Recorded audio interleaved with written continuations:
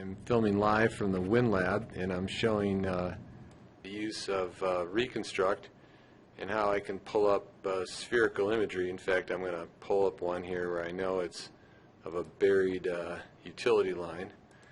And you can see here in my model, I've got some pretty cool donuts I can go to.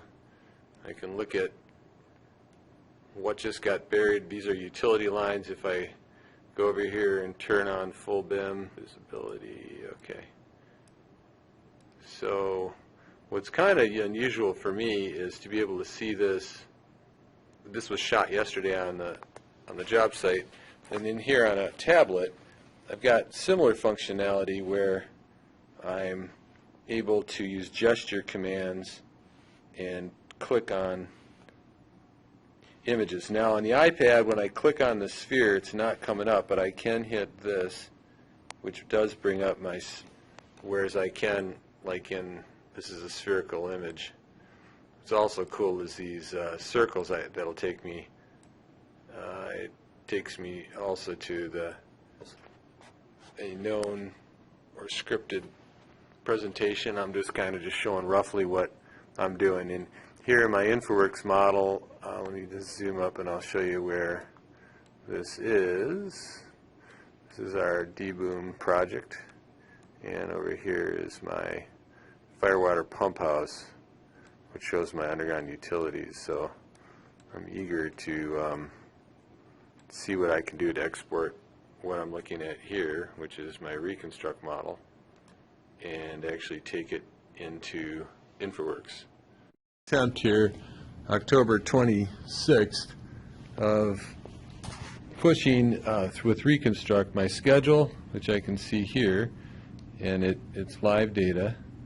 To be able to zoom in and stretch, you can see it's actually pretty interactive with adding and changing schedule stuff. I've got a 4D, so when I push along here I can build my model according to time.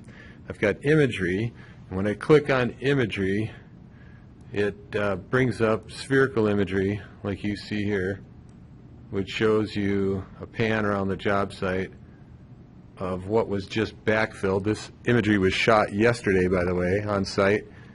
And then if I come back out, I can see utilities that are being placed in the model. I can actually go through in the model, clicking on imagery like walls, just like in Navisworks, and I can hide walls if I so choose.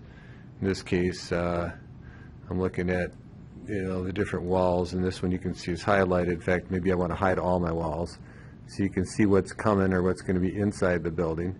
I can turn my imagery off and on. I can turn my point clouds off and on. That's model versus point cloud. And I'm now looking at inserting that into an InfoWorks model, which has got georeferencing of all the utilities that are planned and phased. This happens to be the same building here in the foreground. You can see there's a lot of bus duct. That's kind of an understatement of power that's in the ground, as well as gas. You can see there's a main gas main here. And we've got lots of stuff above and below ground.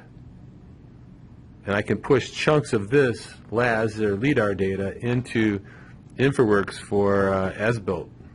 I also can take from the equipment that the excavators and take their as-built information and push that in as well.